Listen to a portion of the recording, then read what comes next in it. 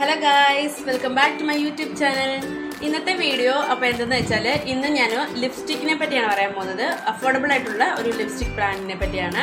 അപ്പം ഇത് actually budget friendly ആണ്. അതുപോലെ തന്നെ ഇപ്പം ഇതുവരെ ആരും ലിപ്സ്റ്റിക്ക് യൂസ് ചെയ്തിട്ടില്ല, ഒന്ന് ലിപ്സ്റ്റിക്ക് ട്രൈ ചെയ്താൽ കൊള്ളാമെന്നുള്ളവർക്കൊക്കെ ഈ ലിപ്സ്റ്റിക്ക് വാങ്ങി നമുക്കൊന്ന് ട്രൈ ചെയ്ത് നോക്കാം.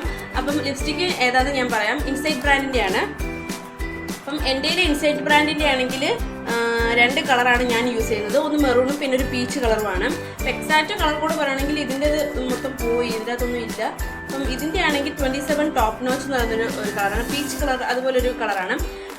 പീച്ച് കളർ ആണെങ്കിൽ ഇന്ത്യൻ സ്കിൻ ടോണ് അത്ര ബെറ്റർ ആണോ എന്ന് എനിക്കറിയില്ല. നല്ല ഫെയർ ആയിട്ടുള്ളവർക്കാണെങ്കിൽ പീച്ച് കളറും പിങ്ക് കളറൊക്കെ നല്ല, സാധാരണ ഇന്ത്യൻ സ്കിൻ ടോണിനൊക്കെ ഉള്ളവരൊക്കെ കുറച്ചുകൂടി ഡാർക്ക് യൂസ് ചെയ്യുന്നതായിരിക്കും നല്ലത് ഇൻ മൈ പോയിന്റ് ഓഫ് വ്യൂവിൽ.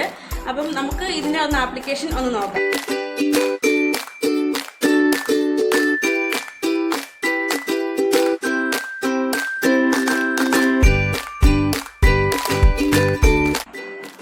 സാധാരണ ഇതാണ് ഷെയ്ഡ്. ഞാൻ രണ്ട് കളർ യൂസ് ചെയ്തതാണ്.